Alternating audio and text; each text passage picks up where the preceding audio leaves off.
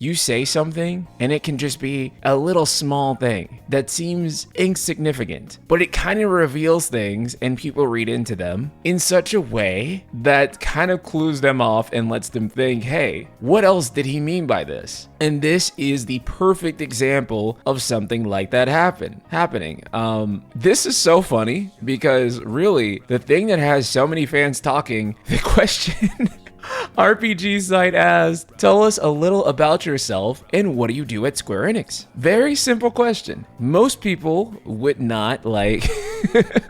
Most news articles don't really come out of this type of question. But here's what Hamaguchi had to say. My name is Naoki Hamaguchi, and I'm currently serving as the studio head for Creative Studio 1 at Square Enix. At the studio, I have a wide range of responsibilities. I'm currently producing several game titles, some of which are not released or announced yet. I also handle the direction for the series like Final Fantasy VII, which we are discussing today. This statement that I'm currently producing several game titles is what caused people to go absolutely bananas. Because right now, as far as we know, the only thing that Creative Studio 1 has been working on is Final Fantasy VII Retrilogy and Kingdom Hearts 4. But he says that they're working on several game titles, some of which are not released or announced yet. So this has people thinking, what else could Creative Studio 1 be working on? I do believe that Final Fantasy XIII Remaster is also in the work, and he probably is going to be listed as the producer for that potentially. I don't think that FF13 Remaster though is being worked on internally by Creative Studio 1. They probably are overseeing it, but like most of their remasters, almost all of them really, FF13 Remaster is probably being handled by an external studio. It's probably not being done by Square Enix internal. There's just no reason for it to be. And also kind of a waste really, because you don't want your internal staff, your most trusted, best staff to really be working on remasters. A lot of the times, they don't even really want them working on most remakes, right? Because for most remakes, they will outsource them. Yeah, remasters are outsourced more often than not, right? Square Enix remasters are mostly ass, not gonna lie. They're not great, but yeah, they're usually handled by external teams. Internal remakes, that tends to happen because it's a bigger project and it's a more precious project. But you have to remember, even Final Fantasy VII Remake did not start an internally Square Enix developed game. It started off as a game that was being developed at CyberConnect 2. So I do feel that one of these games, probably Final Fantasy XIII, which is good because I think people have been demanding that game for a really long time.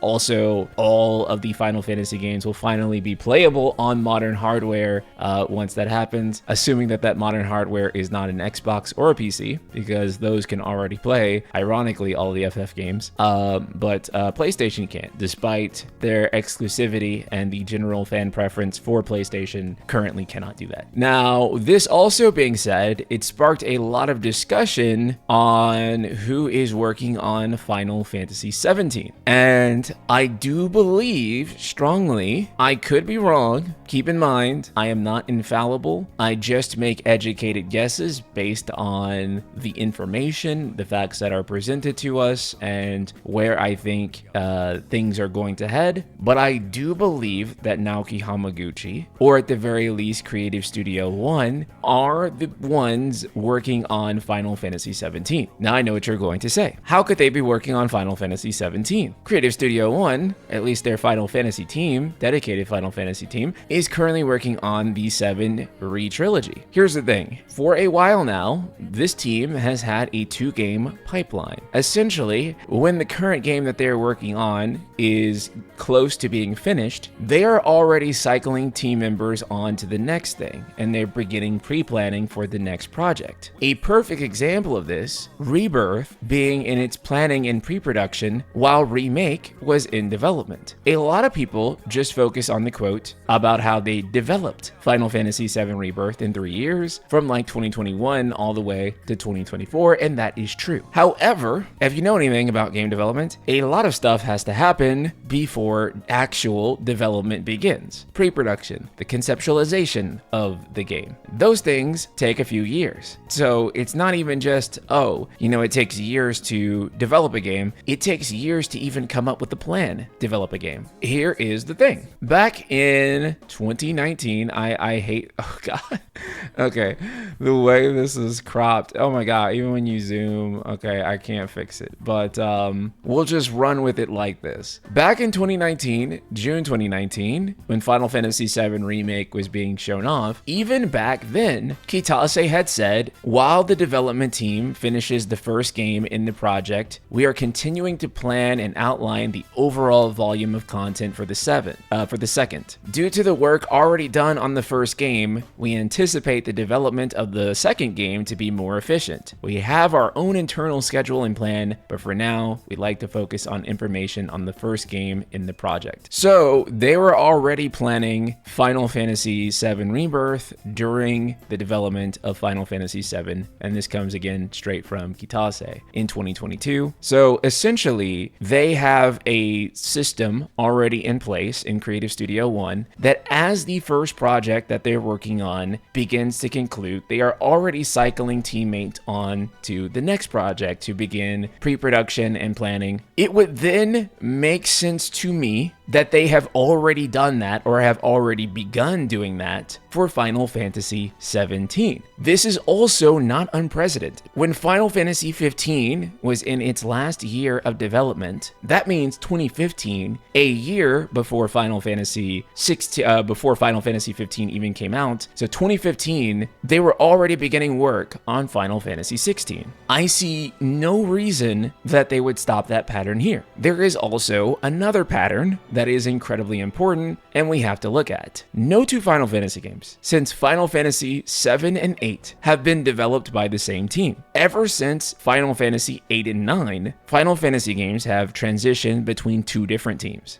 The team that is now CS1, Final Fantasy VIII, and then another team developed Final Fantasy IX that was being helmed by Sakaguchi, and then Kitase's team handled Final Fantasy X. The MMO division that came about afterwards handled Final Fantasy XI. Final Fantasy XII was then also handled by a different team, and Final Fantasy XIII was handled by yet again a different team. Final Fantasy XIV was handled by what we now know as Creative Studio 3, and Final Fantasy XV was created by a team that technically doesn't exist in the same way it does. So they have been doing this for a long time. I see on social media a lot that people think that Creative Studio 3 is the one that's handling it. I don't think that Creative Studio 3 is the one that's handling it. I do think that they will handle a future FF game, probably 18, but there is no way, unless they began Final Fantasy XVII's development while working on 16, that they're the ones handling 16. And given the patterns of Final Fantasy games to never be twice in a row developed by the exact same team, it seems incredibly unprecedented, if anything, that 16 and 17 would be developed by the same team. But also, it means that 17 is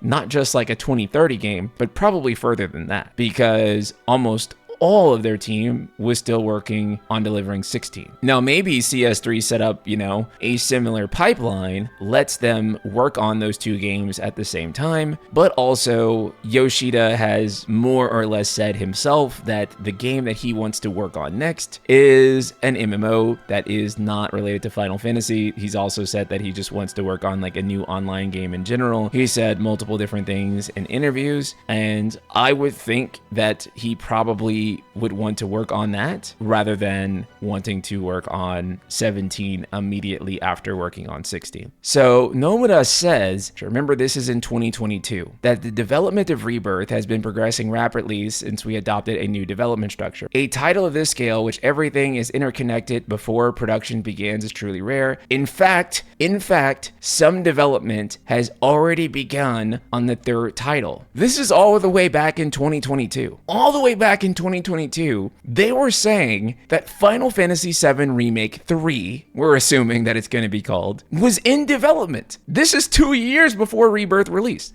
They have had a 2-game pipeline for a really long time. Would it not make sense? Would it not make sense if they were already working on Final Fantasy XVII, and just as they cycle teammates off of Remake to Rebirth and then Rebirth to Part 3, that they are continuing that cycle with Final Fantasy XVII? As Final Fantasy VII Remake Part 3 is reaching its midpoint in development, what is this team going to be working on? And again, given the fact that they have this structure in place, which again, Nomura himself even says that, things are progressing rapidly since we adopted this new development structure. This is why I believe that Hamaguchi and the team at CS1 are currently working on Final Fantasy XVII. And I would imagine that CS3 is either working on a new IP or they are working on Final Fantasy XVIII. Whatever it is, if it's a new IP, Takai is working on the new game already and Koji and Ishikawa are still MIA. With the news from Hamaguchi, I really wonder if CS1 is 17 and what CS3 is doing is 18. I think that's what stands to reason for me. Because you guys have to think, right? Like a lot of the people who do kind of like the top level work, like the planning, a lot of the design work, a lot of the concept art and stuff like that, after they kind of finish up their initial groundwork, they kind of get cycled on to another project. You don't need them late into development working on things like debugging. You don't need like the concept artist doing that. Where do you think the development of 10.3 falls into this? I don't know if they'll actually even end up doing 10.3. I know they want to. I don't think you can just do 10.3 because I think you have to do 10 Remake before you do 10.3. And I know that I don't know if 10 Remake is going to be a thing anytime soon. Well, maybe it will be, because if 9 Remake ends up being real, then I imagine 10 would be somewhere within the next order for Final Fantasy remakes, right? Subtext says, I do wonder how much internal debate is going on over the direction of the franchise as a whole. If Hamaguchi is caught up directing Part 3, who would be leading 17? I think he would be doing both. I imagine, at least. It's not the first time that we've seen that. Nomura himself, he was directing Kingdom Hearts 3 and Final Fantasy VII Remake at the same time. And, Hamaguchi was a co-director on Remake, so I'm willing to bet that he is working on both of them. And I also think that Part 3 is probably at the point where it doesn't intimately need his attention as much. If Yoshi P can do 14 and 16, then Hamaguchi can do Part 3 and 17. Yeah, exactly. So it's not like it's unheard of for them to do 2 projects at once. Hamaguchi did say that he's been producing games that haven't even been announced yet, as in he's the producer but not the director. That's another thing too, is that the way that's used in the sentence is a little interesting. Producing, he is the head of Creative Studio 1, so he'll probably be listed as producer or executive producer for a lot of things, whether he was, super intimately involved in them or not. He'll probably get some type of producer credit because he probably did do some producing in terms of the business side of things. Producer is such a weird title because some producers are actively, heavily involved in the production of a title, and sometimes producer is just like a guy who's just kind of overseeing things and saying yeah, that's a good idea. We got budget, or we don't have budget. Producer is one of the hardest titles to pin down ever because it doesn't really tell you what they're doing. Big question you probably should have talked about before: should they keep numbering into 17 and beyond, or should they reboot/reset it all? I mean, if they're going to reboot it, now is the time. The only problem is that Final Fantasy has a unique problem that makes it hard for it to reboot with no numbers. Final Fantasy has a lot of spin-offs. How do you begin to sort through all the spin-offs and the numbers? At the very least, the number allows you to know that this is a mainline title, but if you start subtitling Final Fantasy games, well, how do I, distinguish this from the next mainline title, right? So that might actually confuse the casual audience more than help them out. So, that's kind of a huge problem. Casual individuals aren't going to confuse OG FF1 with the new one. You're right. I mean, they very well could just call the next Final Fantasy game Final Fantasy 2028. But there's always a very big risk doing that. And that risk is that you can end up creating something that hurts the brand as well, right? Like, you don't want to create something that's like, oh, okay, here is the sort of replacement for, you know, like, here is the new thing that the brand is. You put kind of like the whole weight of the brand whenever you do that. And so I feel like you have to be very confident in doing that, right? When you have God of War 2018, it's awesome. Yes, name the game just God of War. It reboots the series, kind of, but also not really. It's this new style of gameplay for God of War. And yes, this is the new face of God of War as a series. However, the problem occurs, or there is a problem that you have when it's Sonic 06. It has to be something that they can confidently look at and say, this is a bare minimum 90 Metacritic. We did it, boys. FF is back. Because realistically, if we want to be honest, Final Fantasy XVI was kind of an opportunity to do that, right? Because it was a huge departure from Final Fantasy. You could argue that it's a reboot of the series in a way. It was taking on this mature theme and this new hack and slash style of combat. That would have been an opportunity for them to just say, this is Final Fantasy. Like, this is the new face of Final Fantasy. We're dropping the number. That was an opportunity right there to do that. And it would have made sense with that game, just from like a departure perspective of how different it was. I don't think that I would have enjoyed that very much as a fan. I would have been like, I would have been pretty disenchanted with it, but that's mostly because of how I ended up feeling about that game ultimately. So FF15 was also branded in-game as a game for fans and newcomers. Yeah, I mean, FF15 also represented an opportunity to do that, but FF15 just didn't end up the game that we had kind of hoped for. So it's a good thing that they didn't end up saying like Final Fantasy. I don't feel like they're high on the idea of a reboot overall. No, because part of the legacy of Final Fantasy is the number. The number is absolutely part of the legacy of the series. And when you drop the number, there is kind of a thing that's like, is this FF anymore? But honestly, almost everything that I would identify as Final Fantasy has basically like been compromised in most ways. So I don't even think it matters anymore. Like, whatever they just want to call Final Fantasy is Final Fantasy now. So it don't even matter really.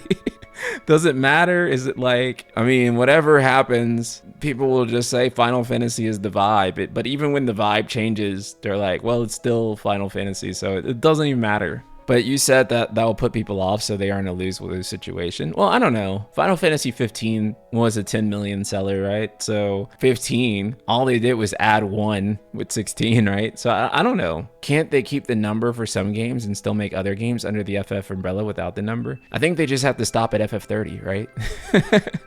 That's the one everyone's like, oh no. Do you think internally they talk about what makes a Final Fantasy a Final Fantasy? I feel like the identity of FF is kind of non-existent. I do, but I think that like, I just don't agree with like a lot of the conclusions that they make. I think that for them and for like a lot of like fans, it's not like Final Fantasy isn't a gameplay thing. It's just like this abstract feeling that you get when something has crystals and then there's summons and really cool cutscenes. But I don't think that like, I think that those things are part of like the identity, but like, I don't think that's it. Like, I don't think that's like the whole thing. I don't think that they should make that the whole thing. It's probably not good. It's both vibe and gameplay. Right. That's what most video game series are. They're both vibe and gameplay. It can't just be vibe alone. Because then what is to stop it? I mean, anything could be Final Fantasy at that point, right? Like God of War is Final Fantasy. Clair Obscur is Final Fantasy, right? If it's just vibe, Square Enix can't own the vibe. They can't own like, You know, just again, from the purely like branding perspective, it just doesn't make any sense. What about other old school JRPGs? Are they FF? Exactly. We almost never have discourse about Final Fantasy stories. And that's not to say that plenty of us don't like certain stories more than others, right? Like, say, like Final Fantasy VII or 9, those are like very highly resonating stories for people versus some of like the more controversial games. So it's not to say that like we don't definitely have discussions about the story, but what do fans spend more time talking about nowadays more than literally anything else to do with the series? Not even close. They talk about the gameplay. Any controversial video that you can make about FF would be about the gameplay. I, as a Final Fantasy content creator, spend a lot of my time talking about what? The gameplay. It's almost like Final Fantasy is a video game. I know that's hard to believe. I know some people would push back on that and say that it's just like this really cool movie and it doesn't matter what you do during the gameplay because Final Fantasy is about being a really cool movie and Shiva shows up and that's what it's about. The gameplay is entirely arbitrary. It doesn't matter. It is a video game. All the stuff we discuss really has to do with the gameplay. So, you know, what are like the biggest factionalizations in the series about? More than anything is about the gameplay. If people tell you they don't like Final Fantasy 16, they don't even start with the story. Whether they like the story or not, they immediately start with like how they felt about the combat. The idea that it's not about the gameplay when it is very clearly about the gameplay, and like everyone is talking about the gameplay, and like whenever a game comes out and it's turn-based and it plays like what people want Final Fantasy to play like, they're like, yes, this is what Final Fantasy should be, and it causes a bunch of discourse and stuff like that. So yeah, it is about the gameplay. You cannot say that like the gameplay is unrelated, because again, the discourse on the stories is like non-existent. No one even cares. Even though supposedly that's the most important part. And I'm not saying that it's not. It is the central part. But the way in which you tell a video game story, the medium by which a video game story is told, is in large part through gameplay. In large part through being a role-playing game.